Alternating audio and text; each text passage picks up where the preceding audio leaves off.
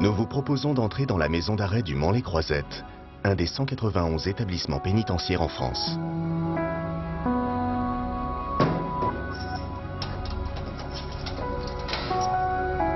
À son arrivée, la personne détenue passe par le greffe, où sont effectuées les formalités d'écrou des personnes placées en détention provisoire ou condamnées à une peine privative de liberté.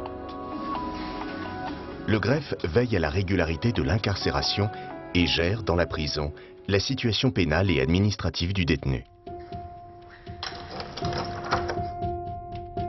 Après la fouille, le surveillant donne un pactage à l'arrivant. Il y trouvera le nécessaire pour son séjour en prison.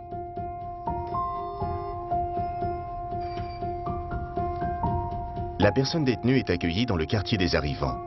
Elle est reçue en entretien par des personnels de surveillance, un conseiller pénitentiaire d'insertion et de probation et un médecin. L'objectif de ces audiences est d'expliquer comment va se dérouler l'incarcération, quels sont les droits de la personne détenue et ses devoirs.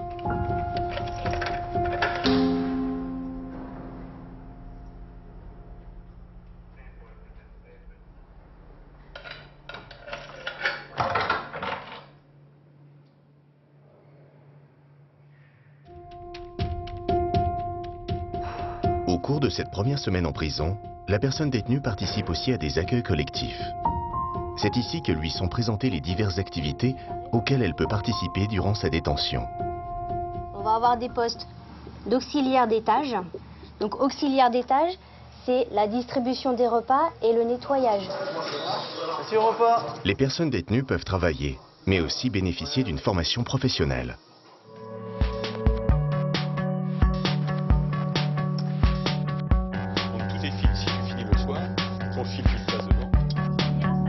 Que ce soit pour le travail ou pour les autres activités socioculturelles, les affectations sont décidées au cours de la commission pluridisciplinaire unique qui réunit les différents intervenants de la prison. Il demande à faire du sport, aller à l'école.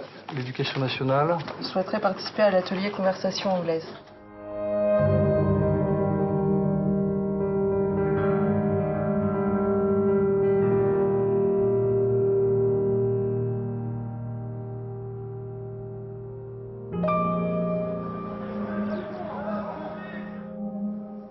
Chaque semaine, les personnes détenues peuvent s'entretenir avec leurs familles et leurs proches au parloir.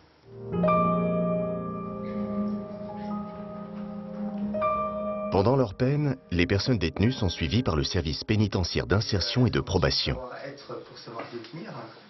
En fonction de leur projet de sortie, elles sont aussi reçues par des partenaires sociaux ou par des associations d'insertion. L'exécution de la peine évolue en fonction du comportement de la personne. Des aménagements de peine peuvent être accordés aux personnes détenues, permission de sortir, semi-liberté ou encore libération conditionnelle. Ces décisions sont prises lors d'une commission qui est présidée par le juge de l'application des peines. Alors ça nous donne une date de fin de peine au 18 février 2012.